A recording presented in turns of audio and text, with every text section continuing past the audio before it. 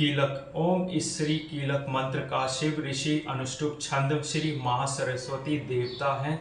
श्री जगदम्बा की प्रीति के लिए सप्तशती के पाठांगभूत जप में इसका विनियोग किया जाता है। ओम चंडिके देवी को नमस्कार है। मार्कंडे जी कहते हैं, विशुद्ध ज्ञान ही जिनका शरीर है, तीनों वेद ही जिनके तीन दिव्य नेत्र हैं, जो कल्याण प्राप्ति के हेतु हैं तथा अपने मस्तक पर अर्धचंद्र का मुकुट धारण करते हैं, उन भगवान शिव को नमस्कार है। मंत्रों का जो अभिकीलक है, अर्थात मंत्रों की सिद्धि में विघ्न उपस्थित करने वाले शाप रूपी कीलक का जो निवारण करने वाला है, उस सप्तशती स्तोत्र को संपूर्ण रूप से जानना चाहिए और जानकर उसकी उपासना करनी चाहिए। यद्यपि सप्तशती के अतिरिक्त अन्य मंत्रों के जप में भी जो निरंतर लगा रहता है, वह भी कल्याण भागी होता है। उसके भी उच्चाटन आदि कर्म सिद्ध होते हैं तथा उसे भी समस्त दुर्लभ वस्तुओं की प्राप्ति हो जाती है। तथापि जो अन्य मंत्र का जाप ना करके केवल इस सप्तशती नाम स्तोत्र से ही देवी की स्तुति करते हैं, उन्हें स्तुति मात्र से ही सच्चिदानंद स्वरूपिणी देवी सिद्ध हो जाती है। उन्हें अपने कार्य की सिद्धि के लिए मंत्र, औषधि तथा अन्य किसी साधन के उपयोग आवश्यकता नहीं रहती। बिना जप के ही उनके उच्चाटन आदि समस्त अभिचारक कर्म सिद्ध हो जाते हैं। इतना ही नहीं, उनकी संपूर्ण अभीष्ट वस्तुएं भी सिद्ध होती हैं। लोगों के मन में यह शंका थी कि जब केवल सप्तशती की उपासना से अथवा सप्तशती को छोड़कर अन्य मंत्रों की उपासना से भी समान रूप से सब कार्य सिद्ध होते हैं, तब इनमें श्रेष्ठ कौन सा साधन है। लोगों की इस शंका को सामने रखकर भगवान शंकर ने अपने पास आए हुए जिज्ञासुओं को समझाया कि यह सप्तशती नामक संपूर्ण स्तोत्र ही सर्वश्रेष्ठ एवं कल्याणमय है। तदनंतर भगवती चंडिका के सप्तशती नामक स्तोत्र को महादेव जी ने गुप्त कर दिया। सप्तशती के पाठ से जो पुण्य प्राप्त होता है, उसकी कभी समाप्ति नहीं होती, किंतु अन्य मंत्रों के जप जन्य पुण्य की समाप्ति हो जाती है। अतः भगवान शिव ने अन्य मंत्रों की अपेक्षा जो सप्तशती की ही श्रेष्ठता का निर्णय किया, से यथार्थ ही जानना चाहिए। अन्य मंत्रों का जप करने वाला पुरुष भी यदि सप्तशती के स्तोत्र और जप का अनुष्ठान कर ले, तो वह भी पूर्ण रूप से कल्याण भागी होता है।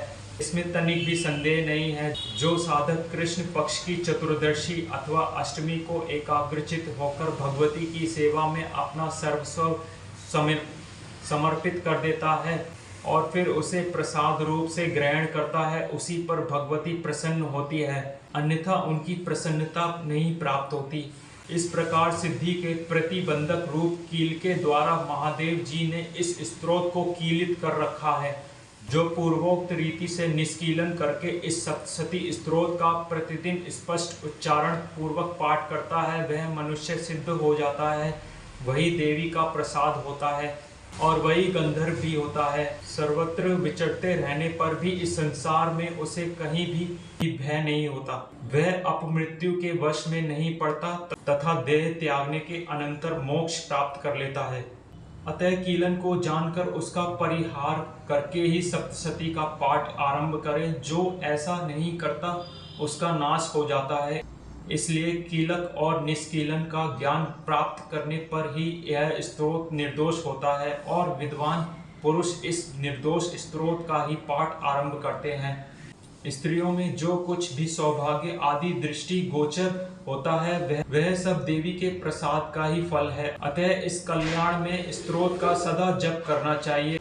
इस स्तोत्र का मंद स्वर से पाठ करने पर स्वल्प फल की प्राप्ति होती है और उच्च स्वर से पाठ करने पर पूर्ण फल की सिद्धि होती है। अतः उच्च स्वर से ही इसका पाठ आरंभ करना चाहिए। जिनके प्रसाद से ऐश्वर्य, सौभाग्य, आरोग्य, संपत्ति, शत्रुनाश तथा परम मोक्ष की सिद्धि होती है, उस कल्याणमयी जगदम्बा की स्तुति मनुष्य क्यों नहीं करते। इसके अनंतर रात्रि सूक्त का पाठ करना उचित है। पाठ के आरंभ में रात्रि सूक्त और अंत में देवी सूक्त के पाठ की विधि है। मारीचकल्प का वचन है, रात्रि सूक्त पठे दादो मध्य सप्तशती स्तवन प्रांते तु पठनीय वे देवी सूक्त मिति क्रमे। रात्रि सूक्त के बाद विनियोग, न्यास और ध्यान पूर्वक निर्वाण मंत्र का जप करके सप्तशती का पाठ आरंभ करना चाहिए। पाठ के अंत में पुनः विधि पूर्वक निर्वाण मंत्र का जप करके देवी सूक्त का और तीनों रहस्यों का पाठ करना उचित है। कोई निर्वाण जप के बाद रात्रि सूक्त का पाठ बतलाते हैं तथा अंत में भी देवी सूक्त के बाद निर्वाण जप का औचित्य प्रतिपादन करते हैं, किंतु यह ठीक नहीं है। चिदंबर संहिता में कहा गया है, मध्य निर्वाण पुटित कृत्वा स्त्रोत सभ्यते, अर्थात सप्तशती का पाठ बीच में हो और आदि अंत में निर्वाण जप से उसे संपुटित कर दिया जाए।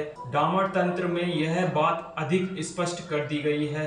सतमादो सत चांते जपेन मंत्र निर्वाण कम, चंडी सप्तशती मध्य संपुटो जय मुदा हृत, अर्थात आदि और अंत में 100 बार निर्वाण मंत्र का जप करे और मध्य में सप्तशती दुर्गा का पाठ करे, यह संपुट कहा गया है। यदि आदि अंत में रात्रि सूतक और देवी सूतक का पाठ हो और उसके पहले एवं अंत में निर्वाण जप हो, तब तो वह पाठ निर्वाण संपुटित नहीं कहला सकता, क्योंकि जिससे संपुट हो उसके मध्य में अन्य प्रकार के मंत्र का प्रवेश नहीं होना चाहिए। यदि बीच में रात्रि सूतक और देवी सूतक रहेंगे तो वह पाठ उन्हीं से संपुटित कहलाएगा। ऐसी दशा में डामर तंत्र आदि के वचनों से स्पष्ट ही विरोध होगा। अतः पहले रात्रि सूतक, फिर निर्वाण जप, फिर न्यास पूर्वक सप्तशती पाठ, फिर विधिवत निर्वाण जप, फिर क्रमशः